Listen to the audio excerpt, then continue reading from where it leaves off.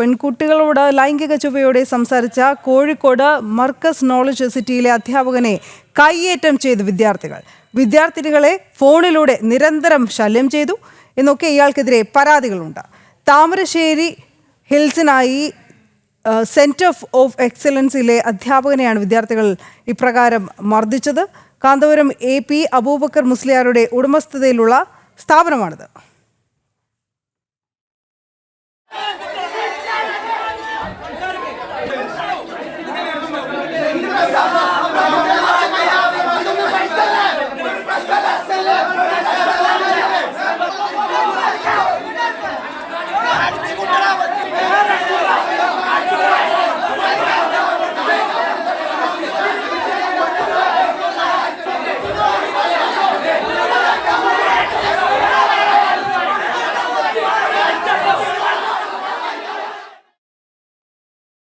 അനക ഹർഷനാണ് വിവരങ്ങൾ നമുക്കായി നൽകുക. അനക, ശരിക്കും എന്താണ് സംഭവിച്ചത്?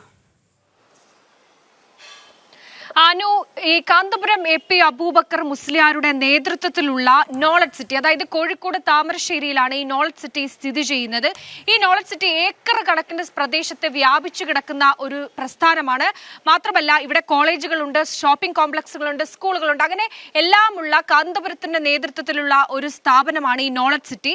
ഈ നോളജ് സിറ്റിയിലുള്ള ഹിൽസിനായി സെന്റർ ഓഫ് എക്സലൻസ് എന്ന സ്ഥാപനത്തിലെ ഒരു എഡ്യൂക്കേഷൻ ഈ വിദ്യാർത്ഥികൾ എക്സലൻസിലെ വിദ്യാർത്ഥികൾ, ഈ വിദ്യാർത്ഥികളാണ് ആ എക്സലൻസിലെ അധ്യാപകനെ തന്നെ മർദ്ദിക്കുന്ന ഒരു സാഹചര്യം ഉണ്ടായിരിക്കുന്നത്. സംഭവം ഇങ്ങനെയാണ് അനു, അതായത് ഈ വിദ്യാർത്ഥികൾ, ഇവിടെ പഠിക്കുന്ന പെൺകുട്ടികളോട് ആ പഠിപ്പിക്കുന്ന അധ്യാപകൻ വളരെ മോശമായ രീതിയിൽ സംസാരിക്കുന്നു, ലൈംഗിക ചുവയോടെ സംസാരിക്കുന്നു, ഇത്തരം അടങ്ങുന്ന മെസ്സേജുകൾ നിരന്തരം അയക്കുന്നു. ഇതുമായി ബന്ധപ്പെട്ട് വിദ്യാർത്ഥികൾ ഒന്നും രണ്ടുമല്ല, പഠിക്കുന്ന മുഴുവൻ വിദ്യാർത്ഥികളോടും അധ്യാപകൻ ഈ രീതിയിലാണ് പെരുമാറിയത്. ഈ അധ്യാപകനെതിരെ വിദ്യാർത്ഥികൾ കാന്തപുരത്തിന്റെ നേതൃത്വത്തിലുള്ള മാനേജ്മെന്റിനോട് പരാതി പറയുന്നു.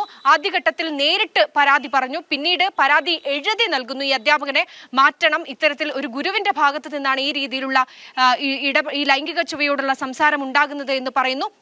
പക്ഷേ കാന്തപുരത്തിന്റെ നേതൃത്വത്തിലുള്ള മാനേജ്മെന്റ് ഒരു നടപടിയും ഈ വിഷയത്തിൽ ഉണ്ടായിട്ടില്ല.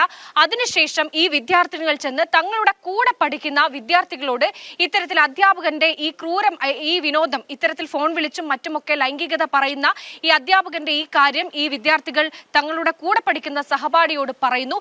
ഈ സഹപാഠികൾ പിന്നീട് കോളേജിലെത്തുന്നു.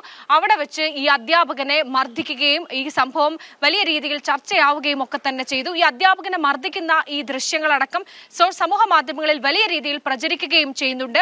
എന്തായാലും ഈ സംഭവത്തിൽ പോലീസ് സ്ഥലത്തെത്തി കൃത്യമായി അന്വേഷണം ഉണ്ടാകുമെന്ന് പോലീസ് ഉറപ്പു നൽകുന്നുണ്ട്. പക്ഷെ അപ്പോൾ പോലും ഈ കാന്തപുരത്തിന്റെ നേതൃത്വത്തിലുള്ള മാനേജ്മെന്റിന്റെ ഭാഗത്ത് നിന്ന് ഈ സംഭവവുമായി ബന്ധപ്പെട്ട ഒരു പ്രതികരണവുമില്ല. ഈ വാർത്ത കിട്ടിയ സമയത്ത് തന്നെ നമ്മൾ ഈ നോളജ് സിറ്റിയിലുള്ള അധികൃതരുമായി സംസാരിച്ചതാണ്. പക്ഷെ അവർ ഇത്തരത്തിലൊരു സംഭവം നടന്നിട്ടില്ല എന്ന് പറഞ്ഞുകൊണ്ട് ഇത് പാടെ നിഷേധിക്കുകയാണ്. മാത്രമല്ല ഇത്തരത്തിൽ അധ്യാപകന്റെ പേര്, വിവരങ്ങൾ മറ്റുമൊക്കെ തന്നെ മനഃപൂർവ്വം മറച്ചു പിടിക്കാനുള്ള ശ്രമവും ഇവരുടെ ഭാഗത്ത് നിന്ന് ഉണ്ടാകുന്നുണ്ട്. അതായത് നോളജ് സിറ്റി അധികൃതർ പറയുന്നത് ഇങ്ങനെ ഒരു സംഭവം, ഈ വാർത്ത, ഈ വീഡിയോ അടക്കം പ്രചരിക്കുമ്പോൾ പോലും ഈ നോളജ് സിറ്റിയിലെ അധികൃതർ പറയുന്നത് ഇങ്ങനെ ഒരു സംഭവം നടന്നിട്ടേ ഇല്ല, തങ്ങൾക്ക് അറിയില്ല എന്നാണ് പറയുന്നത്. പക്ഷേ ഈ വിദ്യാർത്ഥികൾ ഒന്നടങ്കം പറയുന്നുണ്ട് തങ്ങളെ പഠിപ്പിക്കുന്ന അധ്യാപകൻ ലൈംഗിക ചുവയോടെ സംസാരിക്കുന്നു, നിരന്തരം ഫോണിൽ മെസ്സേജ് അയക്കുന്നു. അത് ഒന്നും രണ്ടും വട്ടമല്ല, ആഴ്ചകളോളം ഇത്തരത്തിൽ അധ്യാപകന്റെ ഭാഗത്ത് നിന്ന് ഈ രീതിയിലുള്ള നടപടി ഉണ്ടായപ്പോൾ മാത്രമാണ് വിദ്യാർത്ഥികൾ നേരിട്ടെത്തി കോളേജ് മാനേജ്മെന്റിനോട് ഈ കാര്യം പറയുന്നത്. പക്ഷെ ഒരു നടപടിയും ഉണ്ടാകുന്നില്ല.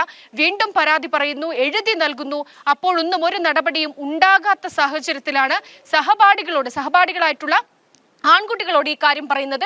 ആൺകുട്ടികൾ ഈ കാര്യം ചോദിക്കുന്നു. ഇത് കയ്യേറ്റത്തിലേക്ക് അടക്കം കാര്യങ്ങൾ പോകുന്നു. പിന്നീടാണ് പോലീസ് സംഭവ സ്ഥലത്തേക്ക് എത്തുന്നത്. പോലീസ് വിഷയത്തിൽ ഇടപെടുന്നു.